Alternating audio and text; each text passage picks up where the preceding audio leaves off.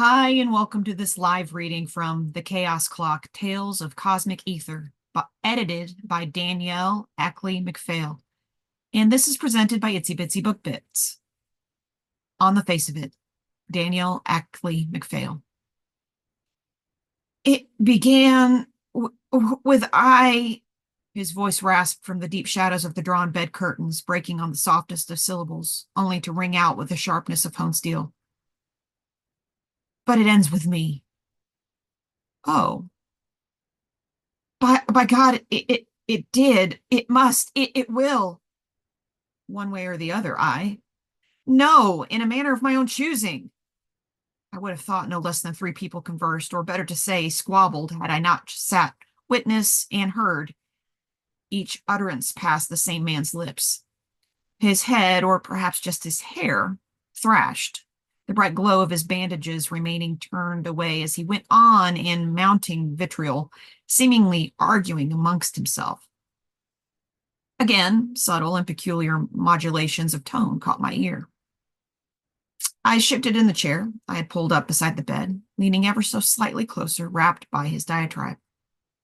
My efforts to glean the discourse for details of significance had thus far yielded nothing until I grew desperate. Reckless, perhaps. The man stilled, his muscles taut, of a sudden alert, where before his attention turned only inward to his ever-fracturing turmoil. With slow deliberation, his head rotated in my direction. I swallowed a gasp at the 2 spots of faint rose hue seeping to the surface of the stark white gauze in mockery of what had once been his eyes. A low, harsh rustle came from the bedding as the patient shifted. "Oi! Back yourself off!" the orderly barked, his rough hand grasping my shoulder and yanking me away, chair and all, even as the damaged soul on the mattress lunged forward, his equally gauze-wrapped hand grasping for my arm. For the briefest of moments, the skin of his bare wrist brushed mine before the burly attendant drew me out of reach, depositing me safely behind him, close to the grandfather clock standing sentinel in the corner. My flesh burned like the cold of deepest winter, nay, like the everlasting void seeping into my soul. I shuddered and rubbed at my skin, the sensation dissipating as if it had never been, a fancy of the mind built upon rumor and speculation. "Right, off with ye then," the older orderly pointed at the door, brooking no argument. If he knew who I was, he never would have spoken so abruptly or without deference, but my patient's family wished none to know either their son's standing or my own, lest their reputation be tarnished. But the man's broad brow furrowed into deep valleys, his eyes aglint with annoyance. "Ye weren't to rile him. Ye has, so out ye go. It'll take all day and half the night getting him settled again." Quite uncustomary to my usual nature, my blue blood rose to the surface, a kindling flame that warmed my cheeks but left my gaze cold. I stood, shoulders back and spine straight, as only the strictest of Dunaway upbringings could, and still honed through 12 generations. Slowly, my head tilted, just so as to gaze down the slope of my nose at this common man. The essence of a sneer toyed with the corner of my lip, but I did not indulge it. Without further word, I strode from the room, distinctly unsettled. On the desk in my study lay a daguerreotype of Edward Morton, first son and heir to his family's fortune. A well-manicured gentleman of not much greater years than myself, slight and studious, I would hazard a guess, based on appearance. Until now, we were not acquainted, though in truth I could not claim to know the man he had been, only familiar with the fragmented remains I had so far observed. My brow furrowed as I noted a peculiar emblem pinned to his lapel. I could make out a small circle atop a larger rough circle surrounding a 6-pointed star, but little else of the clearly ornate icon. It bore some faint familiarity to me, though I could not say why. Something from my studies, perhaps. Yet another puzzle to solve amidst all this madness. No one could tell me what fractured my patient's psyche, or perhaps no one would, to be more accurate. What horrors drove him to the depraved acts he'd committed, I could only guess at, but for the mutilation of his features, which I am told were self-inflicted. The family, as old as my own, but of lesser standing, refused to furnish details, preferring to bury their shame, to pretend it had never been. though how they expected me to proceed uninformed, I could not say. They had engaged my assistance by unofficial means, knowing through our family's shared circles of my penchant for psychology. Long had I studied the works of Wundt and Freud and Titchener, among others, out of personal interest, rather than intent to practice. My devotion to this science had, in fact, brought me to reside until now in Boston, where I studied at Harvard under William James, who some already called the father of American psychology. I found the workings of the human mind, both hale and broken, of particular fascination. Of late, I had also immersed myself in the study of brass instrument psychology and had even procured for myself a chronoscope and kymograph, along with assorted pendulums, gravity fall devices, and such, to better understand their function. I would have perhaps rethought such dedication had I known where it would lead. Beneath the print bearing Morton's image lay a scant page or two of observations from the local inspector, written in broad, clean strokes, studiously vague on any details the family did not wish revealed. Regardless, I had requested more. The peculiar, the unsolved, beginning from when the foundation of Morton's reason grew unstable, anything I might connect with what transpired.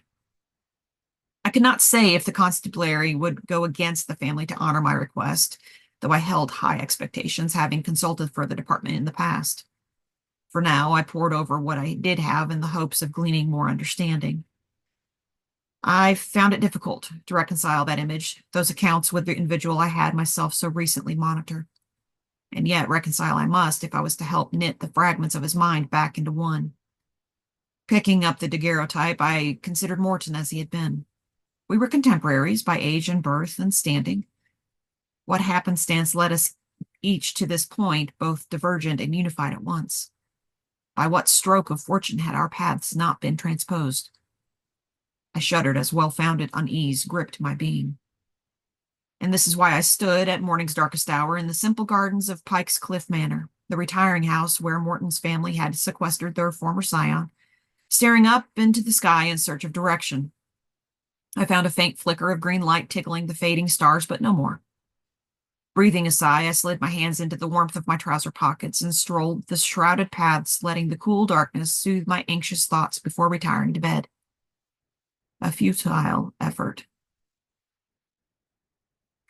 Braced by a night of fitful sleep and a rather strong cup of tea, I entered Morton's chambers with strides both determined and confident. I was no dabbler. I had studied at the highest institutions of learning. I had consumed volume after volume on the science of psychology and was noted among the educated for my discourse on those studies. Cradled in my arms, the stout wooden box I bore contained the finest precision instruments of my chosen discipline. I quite nearly dropped them. Morton's chambers more resembled a tavern after a barroom row.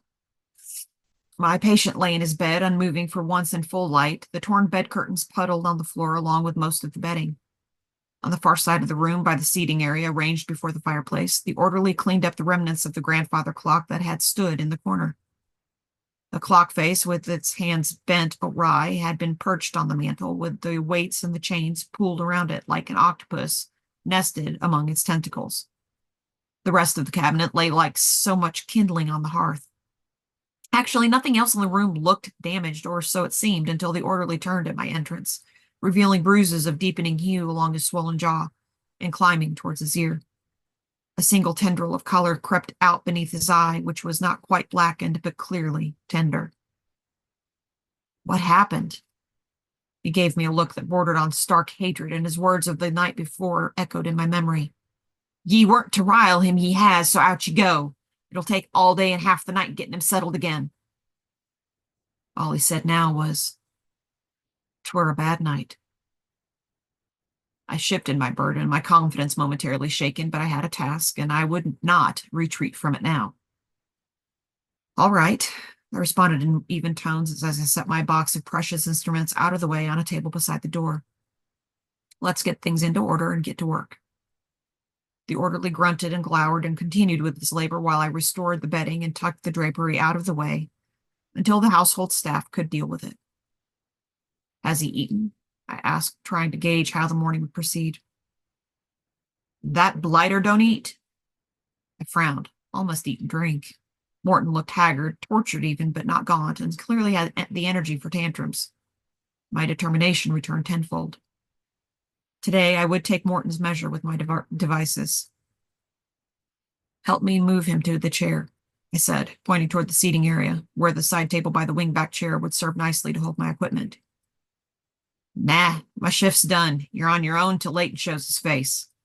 Without an ounce of deference, but a healthy dose of insolence, the man strode from the room. Though I highly doubted he was meant to leave his charge, even if not strictly unattended, before his counterpart relieved him, my employer's directive of anonymity state my objection as the orderly departed. I would swear I heard ticking, though the clock lay shattered. Turning, I considered my situation. With the bed curtains gone, the light from the window shone full on Morton, and if I moved the table from the seating area to the bedside, I could proceed even unaided. My course determined, I began my work, first arranging things to my liking, then retrieving the chimograph from the box, electing to leave the rest well distanced from potential harm. Setting the device on the table, I examined the workings closely, making sure the drum and the stylus were properly aligned with the paper, and winding the clockwork that propelled them. Lastly, I inspected the tube connected to its rubber membrane for any imperfections before running it along the table and applying the membrane to Morton's carotid artery.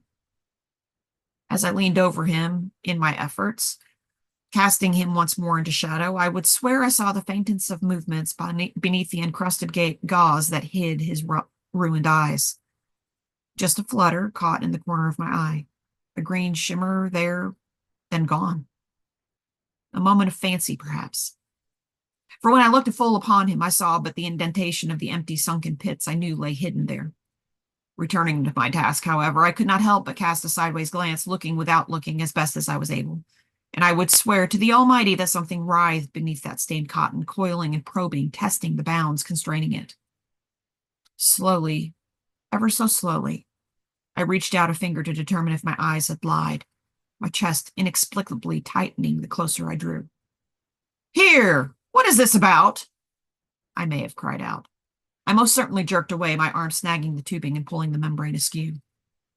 Even so, I heard a scritching at my back, faint and rapid as the stylist etched white lines across the soot-coated paper installed for the purpose of recording.